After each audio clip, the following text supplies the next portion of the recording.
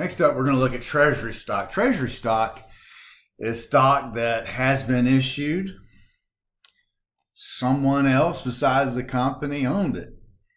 The company sold it. And now the company has decided to buy its own stock back. Stock buybacks are very popular. It happens a lot. So it's very common. So prepare the journal entries to record the following transactions. Purchase 5,000 shares of its own stock for $25 per share. That effectively, for the Treasury stock transaction, effectively becomes the par value, if you will. So let's record it. So 1A, Treasury stock, 5,000 times 25 is 125,000. So we debit Treasury stock and we record cash as a credit to record the payment of the $125,000. Now, they sell some of that Treasury stock again a few months later for $31 a share. So they get 1,000 shares times 31 or $31,000. Treasury stock is credited 1,000 shares, $25. An additional paid in capital. Told you this price of 25 effectively, if you want to look at it that way, it becomes like a par stated value.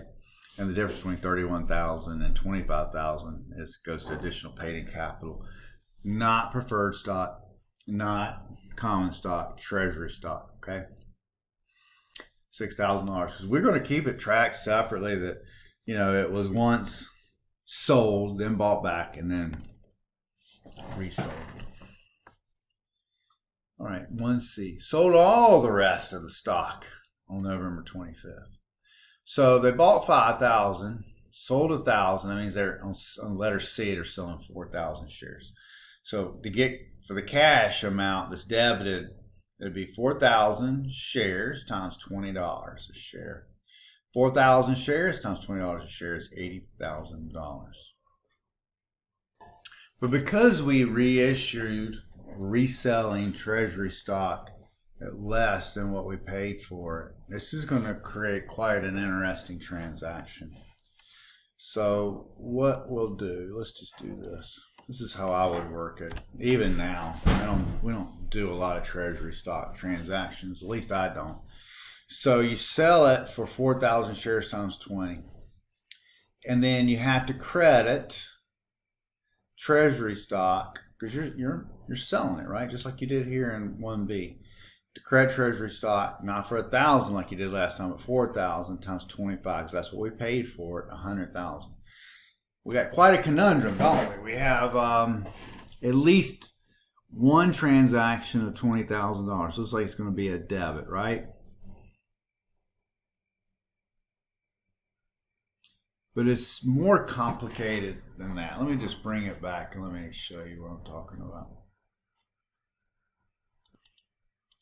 I think I might just draw an arrow.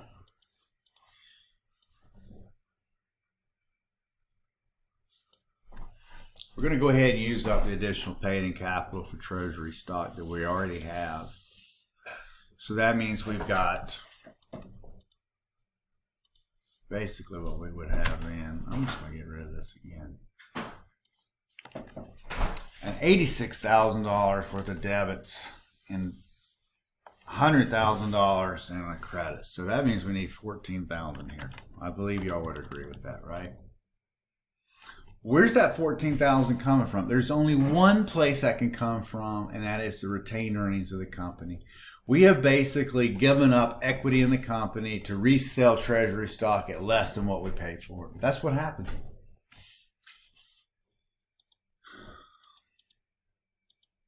And that's the entry. On May 3rd, Zerval Corporation purchased 4,000 shares of its own stock for $36,000 cash. Then it reissued 800. That means it sold its Treasury stock. 850 shares of its Treasury stock for $8,500. Prepare the May 3rd and the May 4th journal entry. Okay, so I cannot stand it when that happens. Ooh. All right, debits are along the line, and we indent credits. I don't know if y'all noticed that. Very picky. All right, so they bought it for $36,000. So there's really no math to do there. Just debit, treasury stock, credit, cash. Love it. And then on November 4th, these aren't numbers. That's May 3rd and November 4th. Reissued treasury stock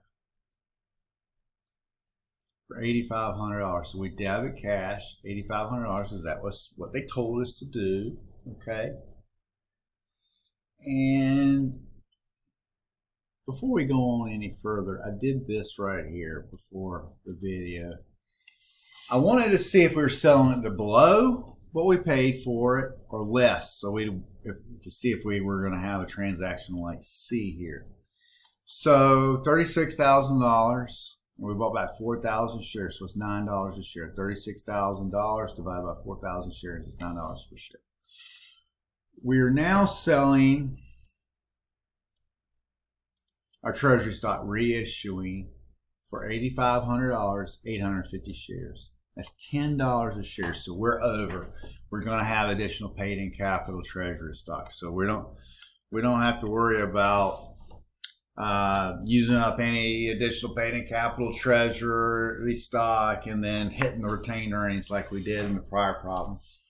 So we'll debit cash. Really, we don't even need that. That's just there for teaching purposes. We'll debit treasury stock, $9 a share times $850, because that's what we paid for it. And then the difference between $8,500 and $7,650 is the additional paid-in capital. I think this is more manageable than that 1C problem where they sell treasury stock or reissue treasury stock for less than they paid for it.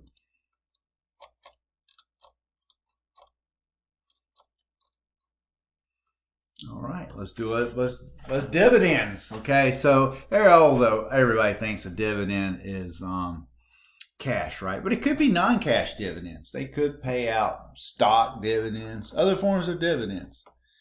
The most common is cash. Dividends are awesome. You own stock. Stock's going up in value, hopefully. It doesn't always go up in value, but hopefully it does over time. And then they pay you cash for owning it. Oh, dividends. I love dividends. I don't know if y'all can tell. All right, so declare the cash dividend payable to its common shareholders, $165,000. Now, that's not me or you or one person. That's everybody in total getting $165,000. So you got to divide that by all the shares, and then they figure out how much each share is getting, and then the people, get a check based on the number of shares they own. So not one person, not everybody's getting $165,000. That's everybody all together. So on July 15th, you debit retained earnings for $165, credit dividends payable, common stock, because they declared it. They're not paying it. That's how you do the entry on July 15th. August 15th, the date of record is August 15th for the cash dividend declared on July 15th. There's no entry. What this is the cutoff. If you own stock in that company August 14th, August 15th, you're going to get a dividend.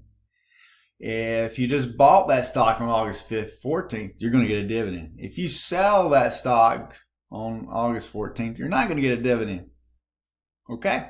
It's the people that own the stock on the 15th. That's who's going to get the dividend. It's just a cutoff date. They got to have some point in time where they say, yes, you're going to get one, and no, you're not. Because people are all the time buying and selling stock.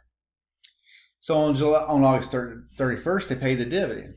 So they debit this dividend payable right here. From July 15th, they debit it. Dividends payable, common stock 165, and the credit cash. And that's how that goes. I think, let me see, what page are we on? I think that I'm going to have one more video. This concludes the second video on treasury stock and cash dividends in chapter 11.